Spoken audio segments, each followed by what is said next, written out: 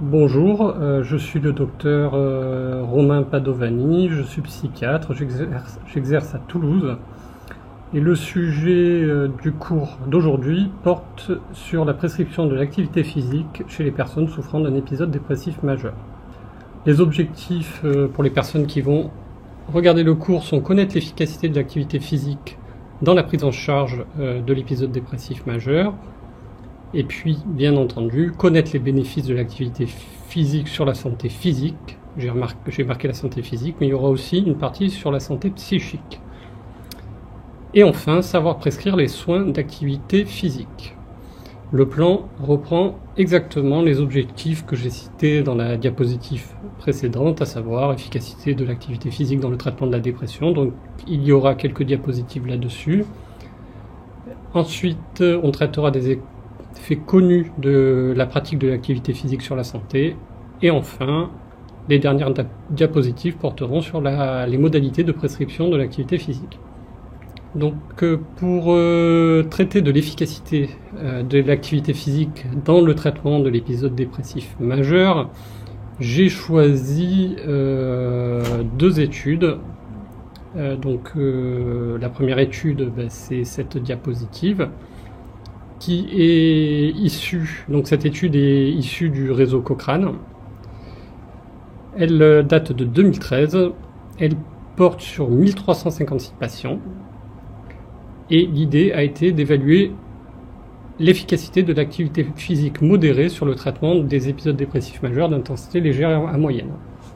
Sachant que toutes les études que j'ai retrouvées sur l'utilisation de l'activité physique dans la prise en charge de l'épisode dépressif majeur était tout le temps appliquée à l'épisode dépressif majeur d'intensité légère à moyenne, et jamais les épisodes dépressifs majeurs d'intensité sévère.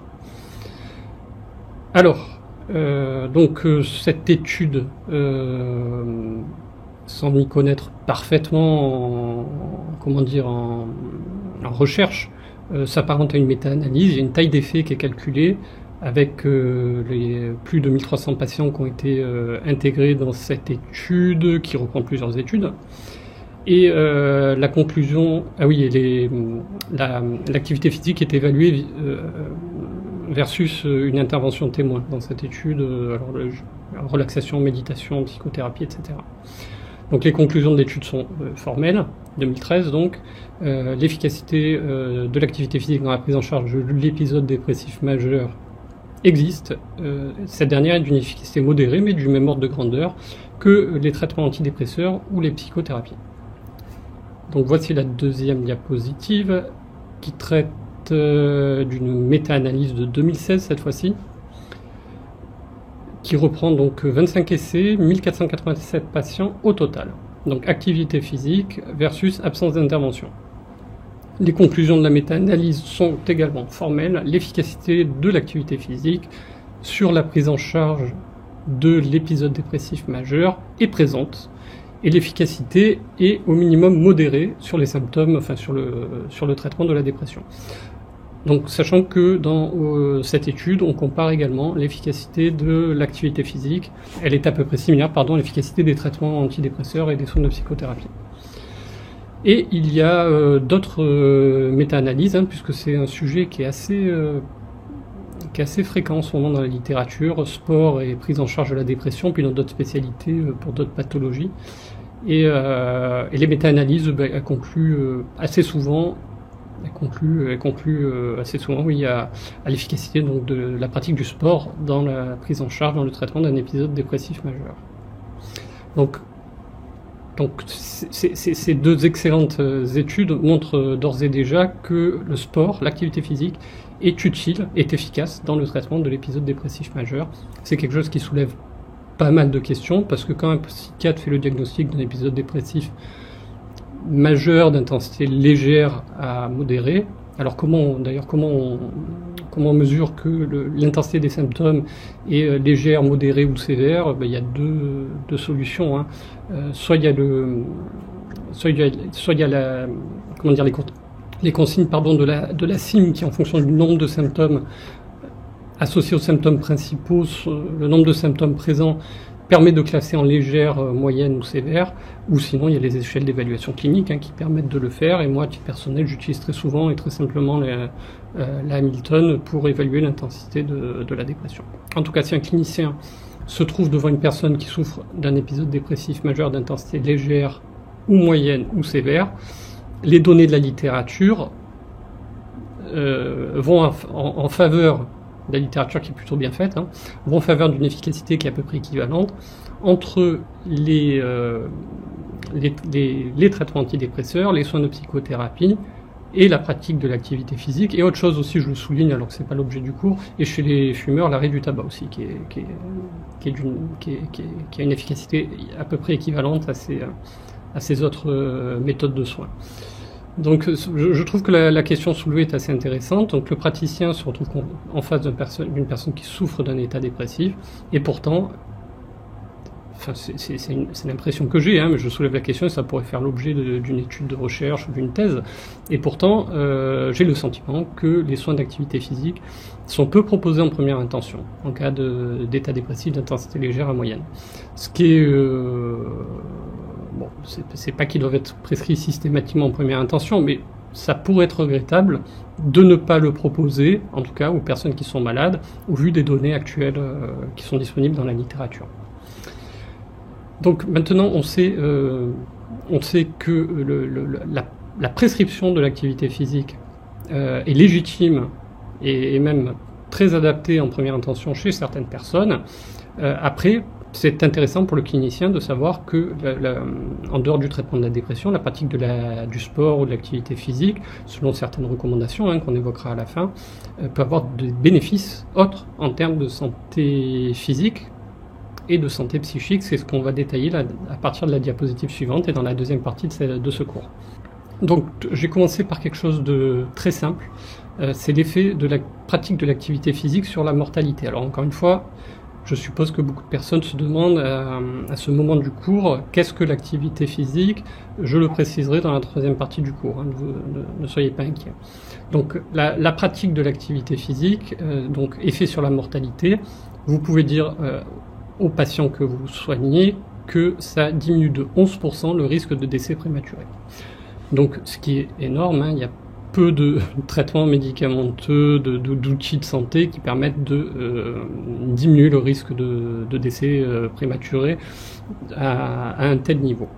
Et ce que vous voyez sur le graphique,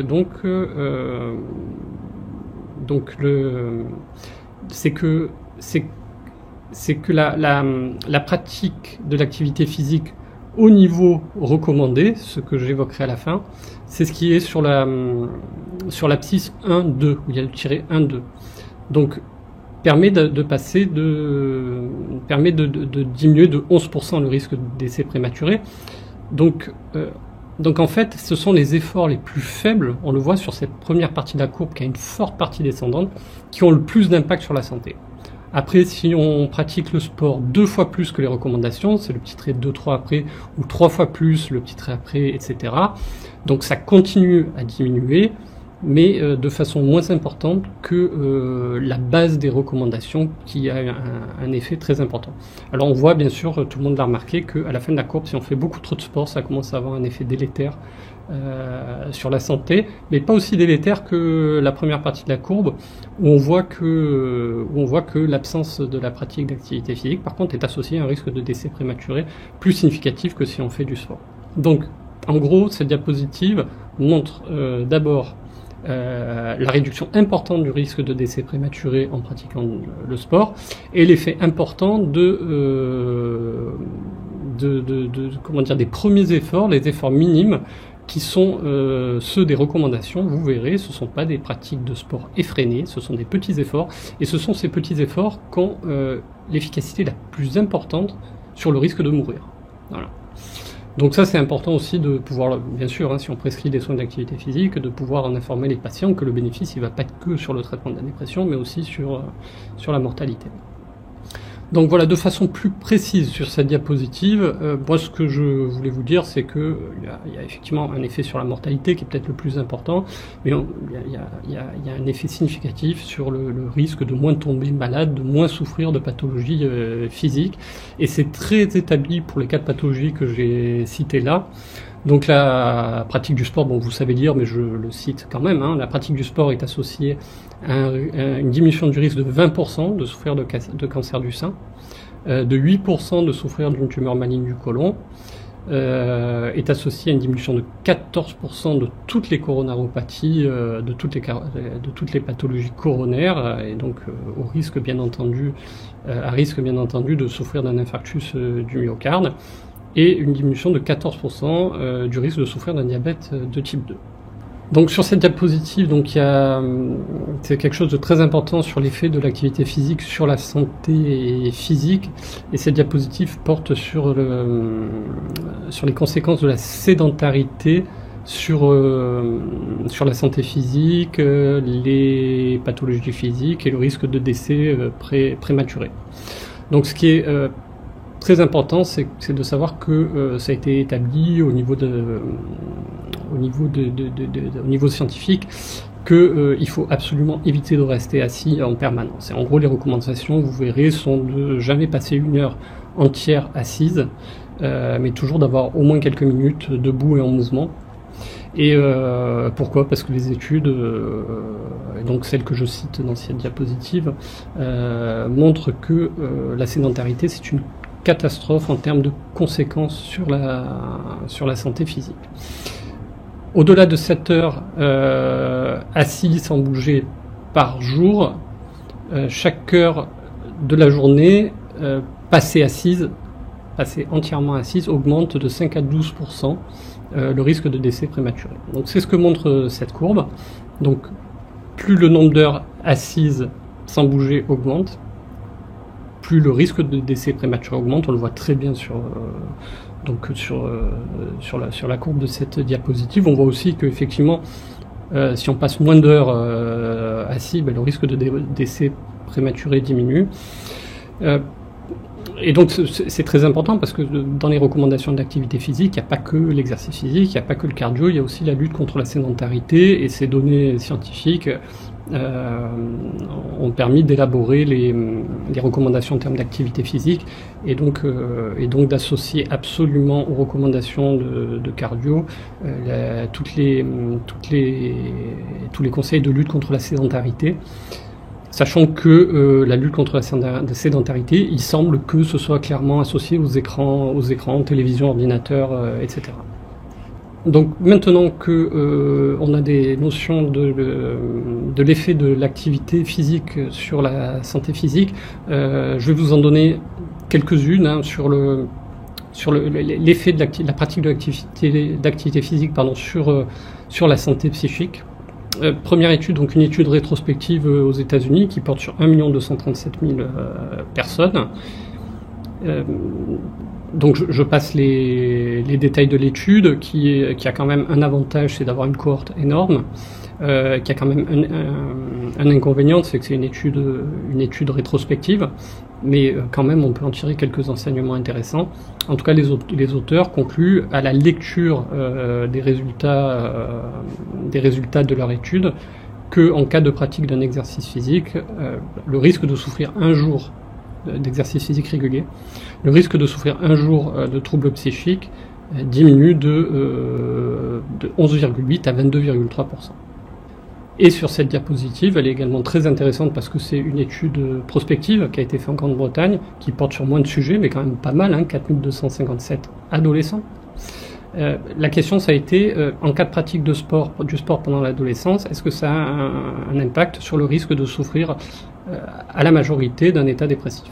Donc surveillance des adolescents quand ils sont adolescents, et à l'âge de 18 ans, évaluation clinique, et on voit si certaines personnes souffrent de dépression ou pas. La sédentarité, donc j'en parlais tout à l'heure, pendant l'adolescence, elle est associée à un risque significativement accru de souffrir de troubles anxieux et dépressifs à l'âge de 18 ans. Donc, on sait maintenant que l'utilisation de l'activité physique est un traitement efficace pour soigner la dépression. On sait que les bénéfices en termes de santé physique et psychique sont significatifs en cas de pratique d'une activité physique régulière. Donc on peut la recommander pour une double raison à nos patients qui souffrent de dépression. Donc maintenant, pour les cliniciens, comment prescrire l'activité physique ? Donc d'abord, qu'est-ce que l'activité physique ? Effectivement, beaucoup de personnes le demandent quand on soulève la question. Donc sur cette diapositive, vous voyez qu'on différencie activité physique modérée et élevée. Voilà. Sachant que toutes les études qui ont été faites sur l'impact de l'activité physique sur le traitement de la dépression portent sur une activité physique modérée et non pas élevée, même s'il semble que l'activité physique élevée est une efficacité plus importante. Mais n'empêche que si on doit recommander un exercice physique aux patients, il s'agit bien d'un exercice physique modéré dont on sait qu'il a une efficacité sur la prise en charge de la dépression. Qu'est-ce que une efficacité modérée ? Donc une activité physique modérée, c'est et d'efficacité modérée aussi, du même ordre que les traitements antidépresseurs et les soins de psychothérapie. Donc qu'est-ce qu'une activité physique modérée ? C'est essoufflement et transpiration modérée. Donc pendant l'exercice physique, une conversation est possible. Et c'est une fréquence cardiaque maximale à hauteur de 55 à 70% de la fréquence maximale théorique. Donc j'ai fait le calcul, pour un sujet de 40 ans, c'est une fréquence cardiaque à peu près à 110 battements par minute, ce qui est, vous le reconnaîtrez, pas énorme pour ceux qui connaissent un minimum le sport. Donc une marche rapide, ça peut suffire à constituer, au vu des recommandations actuelles concernant le cardio, ça peut constituer donc un exercice physique totalement adapté pour traiter les états dépressifs. Donc sur cette diapositive, je présente la prescription telle que je la fais, et telle qu'il faut la faire, d'activité physique standard, c'est-à-dire chez un individu qui peut faire du sport sans qu'il y ait de risque concernant sa santé physique. Il faut qu'il soit en état de santé, son état de santé lui permette de faire du sport. Donc ce qui est important de savoir, c'est que chez ces personnes, il y a plusieurs choses importantes à savoir.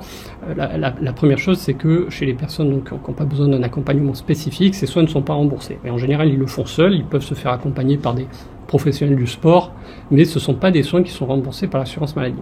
Ou pas encore.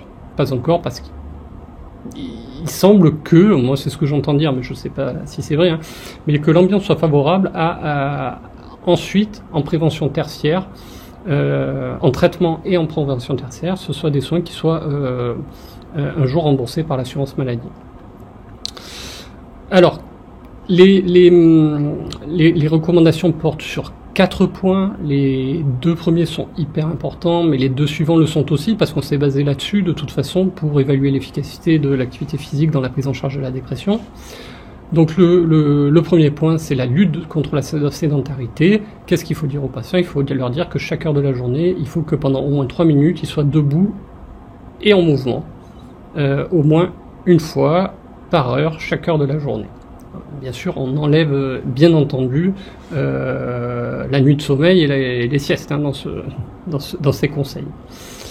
Deuxième point, donc, ce sont les exercices cardio-respiratoires, donc d'intensité modérée telle que je l'ai décrit à la diapositive précédente, et il faut que ce soit au moins 5 fois par semaine.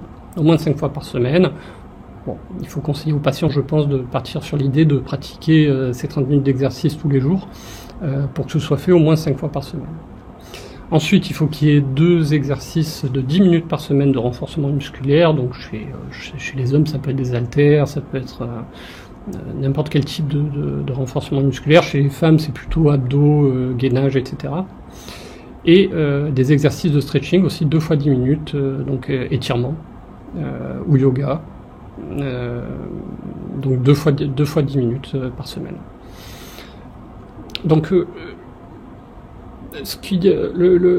ce soin s'évalue ensuite, il est recommandé de l'évaluer au bout de 3 mois.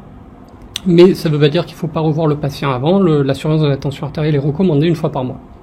Donc le clinicien peut voir la personne tous les mois et au bout de 3 mois évaluer l'efficacité des soins d'activité physique et donc peut ensuite conseiller de soit en augmenter la fréquence ou l'intensité si c'est possible, soit de l'associer à une autre forme de traitement antidépresseur si l'efficacité est partielle, soit maintenir le soin bien sûr s'il y a une rémission symptomatique complète.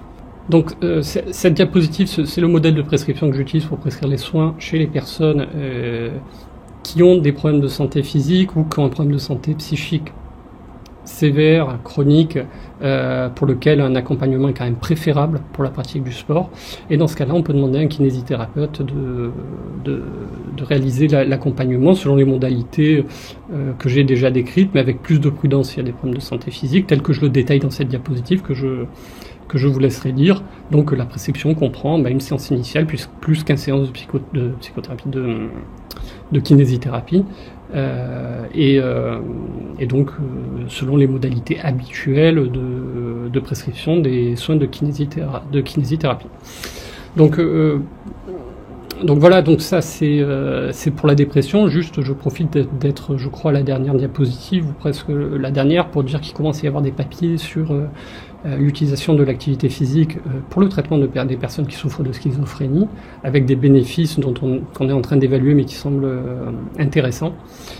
Donc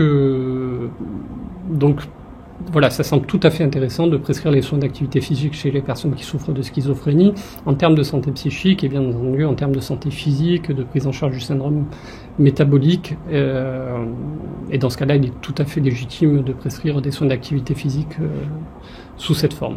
Et sachant que, je ne vous l'ai pas dit, je crois, il y a beaucoup maintenant de masseurs kinésithérapeutes qui sont équipés de matériel pour réaliser les soins d'activité physique. Ils ne le sont pas tous, mais ils sont beaucoup à être équipés.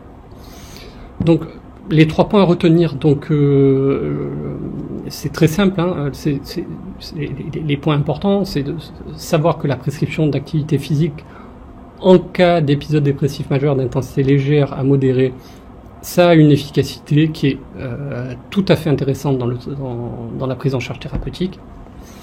Le deuxième point, c'est qu'on peut dire aux patients que la pratique d'une activité physique régulière a des conséquences extrêmement favorables en termes de santé physique, avec une réduction donc de 11% du risque de décès prématuré. Et le troisième point important, c'est que la prescription d'activité physique, c'est quelque chose qui est absolument reconnu maintenant par les autorités de santé, qui s'y intéressent de plus en plus et qui font de plus en plus de recommandations là-dessus. Et ça concerne donc beaucoup de médecins, y compris les psychiatres. Sur la dernière diapositive, donc j'ai mis biblio et ce qu'il faut lire. Alors la biblio, je n'ai pas repris les articles que j'ai cités au gré des différentes diapositives que vous pourrez regarder. Et franchement, les références sont particulièrement intéressantes et je trouve que les études, notamment les 2 premières, sont vraiment bien réalisées. Et ce qu'il faut lire, ce que je peux vous conseiller de mieux, en tout cas à titre personnel, c'est la revue du praticien de mars 2020, qui a un dossier vraiment conséquent sur sport et santé, avec beaucoup de choses sur la santé physique. Il y a aussi quelques conseils sur la rédaction d'un certificat médical d'aptitude au sport. Il y a sur la prévention de la mort subite chez les sportifs qui ont un certain niveau. Donc il y a pas mal de choses intéressantes qui complètent ce cours.